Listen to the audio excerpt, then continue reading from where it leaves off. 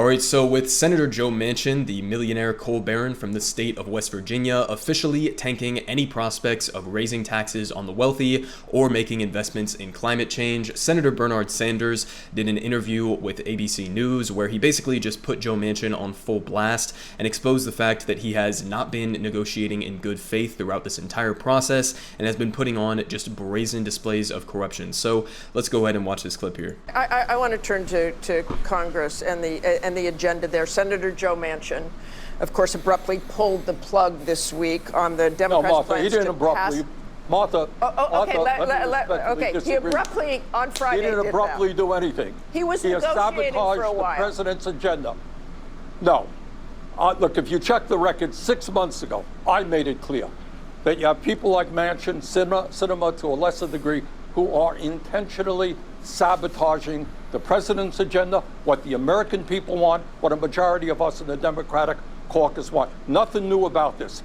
And the problem was that we continue to talk to Manchin like he was serious. He was not. This is a guy who is a major recipient of fossil fuel money, a guy who has received campaign contributions from 25 Republican billionaires. Okay, Senator, okay, you say he wasn't serious, but Manchin says his main goal is to do what's good for West Virginia, and he's worried about inflation. Listen to what he told the West Virginia radio station. Listen to this, please. Is that? Inflation is absolutely killing many, many people.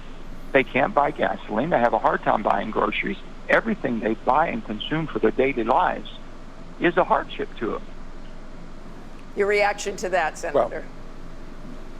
Well, look, the same nonsense that Manchin has been talking about for a year. West Virginia is a beautiful state. I've had the pleasure of being there. Great people. It is one of the poorest states in this country.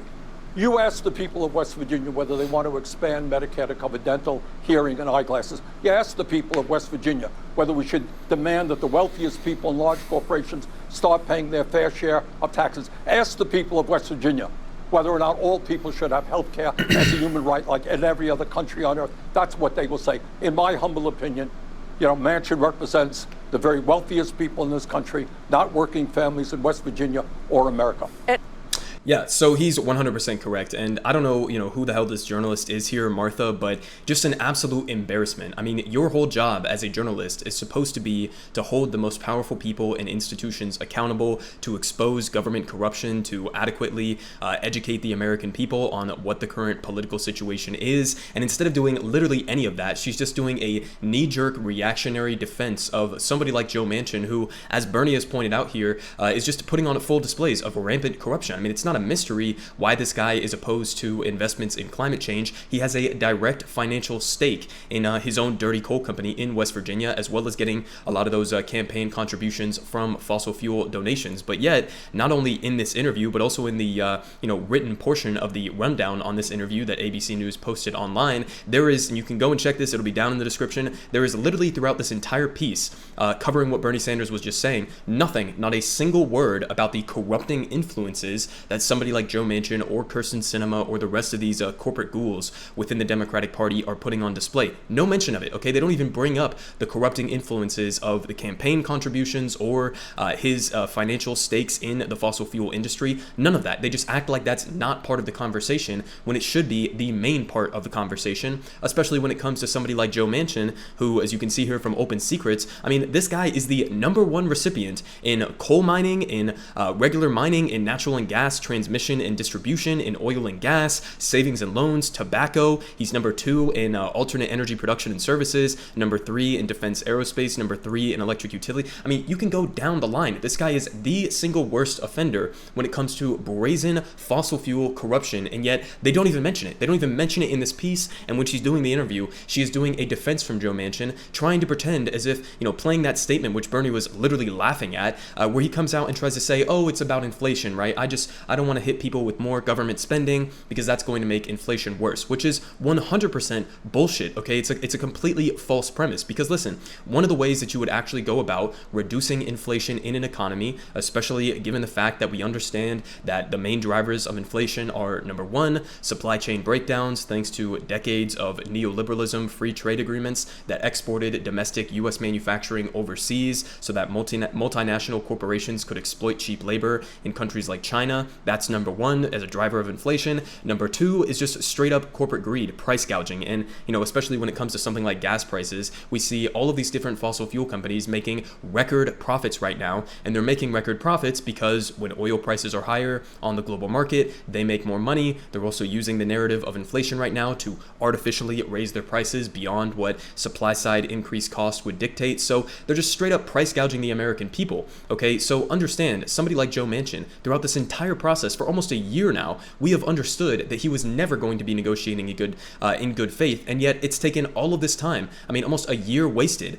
for Joe Biden to come around and finally begin to realize that this guy has just been playing him this entire goddamn time. It's so pathetic and ridiculous on so many different levels that they've spent this amount of time doing these backroom negotiations behind closed doors as if Manchin was ever going to be in favor of any of this. He wasn't. And going back to the inflation argument, okay, I really just want to hammer this home, all right?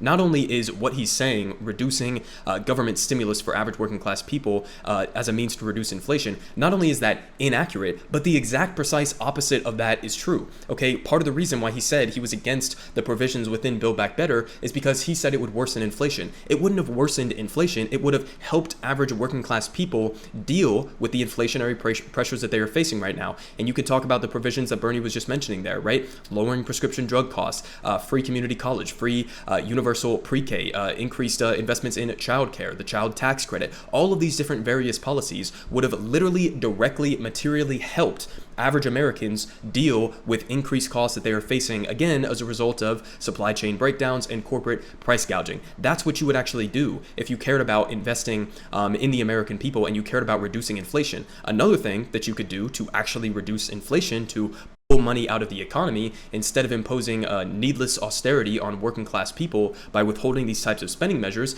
you know what else you could do? You could tax the goddamn rich, okay? You want to talk about pulling money out of the economy in order to reduce inflation? How about you go to the people who are controlling vast, disproportionate amounts of wealth in this country, the richest top 1%, top 0.1% in this country? How about you actually tax the rich? But yet, Joe Manchin is coming out right now and saying he's not even in favor of increasing taxes on the wealthy. So it's a direct contradiction to his entire narrative that he's trying to formulate here, that it's because of inflation. Every single thing that he was just saying in that clip that they played in that interview, everything from top to bottom was 100% false and 100% bad faith narratives that he is pushing forward there. And yet again, you have this uniformity on the mainstream media to come out and do defenses for him, or to act like he's acting in good faith, or to not bring up the corrupting influences that not just Manchin but basically every single goddamn member within the Republican and Democratic parties is putting on display right now. But even if you want to take it from just a political approach, right?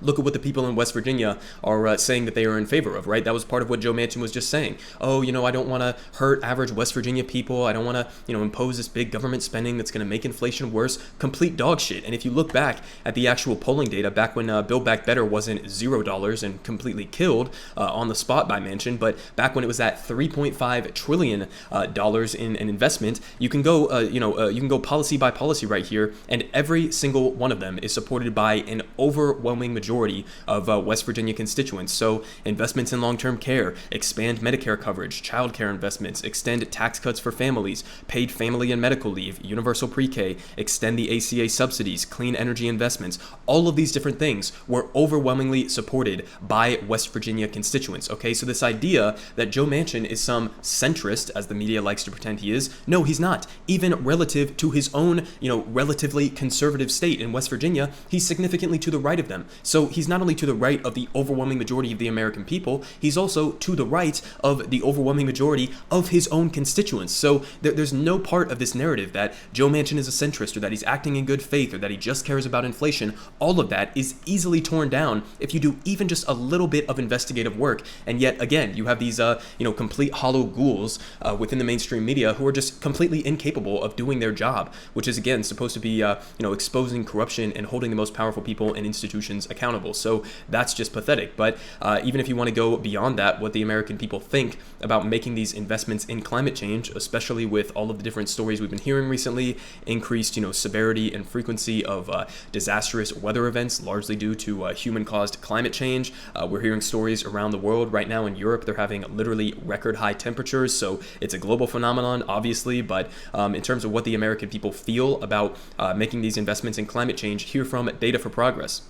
They say voters overwhelmingly support the planks of the Green New Deal. You can break it down, policy by policy, or you can just go overall, and even a majority of independents support the Green New Deal. But policy by policy here, there's literally not a single one that is underwater. And you can go, making our utilities cheaper, reducing pollution to improve public health, ensure our air and water are clean, all the way down to making investments in frontline communities and address income and public health disparities. Every single one of these policies is overwhelmingly above water. So again, all of this narrative could easily be deconstructed if people in the mainstream media were ready and willing to actually do their jobs, instead of giving a knee-jerk reactionary defense of the capitalist class that is quite literally destroying the country with the help of some of their lackeys in Congress like Joe Manchin. But we also got a response from the Biden administration after Joe Manchin came out and decided he was tanking the possibility of climate investments and taxing the wealthy. So here from The Guardian, they say Biden pledges executive action after Joe Manchin scuppers climate change agenda. So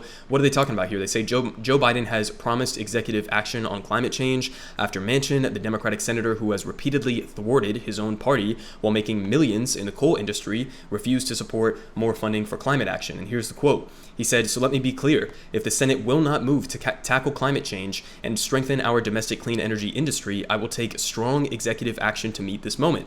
He says, "My actions will create jobs, improve our energy security, bolster domestic manufacturing and supply chains, protect us from oil and gas price hikes in the future, and address climate change." Sounds pretty good here. "I will not back down. The opportunity to create jobs and build a clean energy future is too important to relent." So in terms of rhetoric, that all sounds fucking amazing, but what are you actually going to do specifically? What are the actual executive orders? We haven't really heard anything about that. So, listen, maybe at the end of the day, Joe Biden will come out with somewhat more, strong executive orders when it comes to climate change. I, highly doubt that he's going to be using the full power that he has at his disposal from his, authority under the executive branch. But nonetheless, what can we expect from Joe Biden? In terms of tackling climate change in a legitimate way, the things that were on the table, the things that Joe Manchin just completely eviscerated in these climate change proposals that were being put forward in the Senate, those weren't the Green New Deal, even though, again, the overwhelming majority of the country supports the planks of the Green New Deal. We're not even talking about the Green New Deal at this point. We're talking about like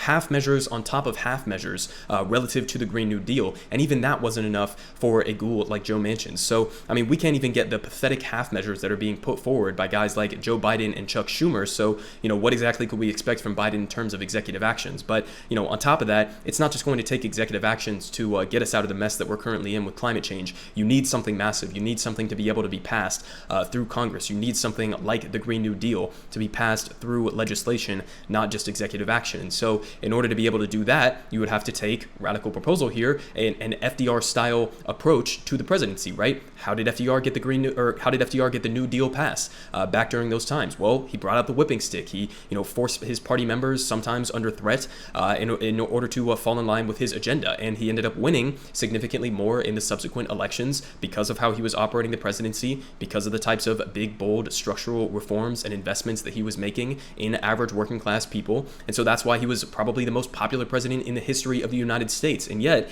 you have Joe Biden here, who was originally supposed to be the new FDR. Don't know why anybody ever believed that, but this guy, supposedly the new FDR, isn't even willing to confront the members of his own party, let alone bring out the whipping stick, let alone, make serious threats behind the scenes, bring him into your office, talk about the corruption scandal with his daughter, talk about his own personal ties to the fossil fuel industry, maybe do something radical like Bernie Sanders said that he would do if he was president, and go do some fucking rallies in West Virginia, bring up coal miners, bring up average working class people, people in his home state to explain exactly why they are not in favor of his conservative austerity for working people agenda. I mean, so many different things that Joe Biden could be doing in a moment like this in order to pressure these ghouls within his own party, like Joe Manchin, in order to fall in line. And yet he's taking this hands-off approach. He's taking this approach that, maybe I'll be able to do some half-measured executive orders, and then that'll be that. And, at the end of the day, this is probably our last potential chance to actually invest in climate change. And, I don't need to tell you guys what the consequences of not making this investment right now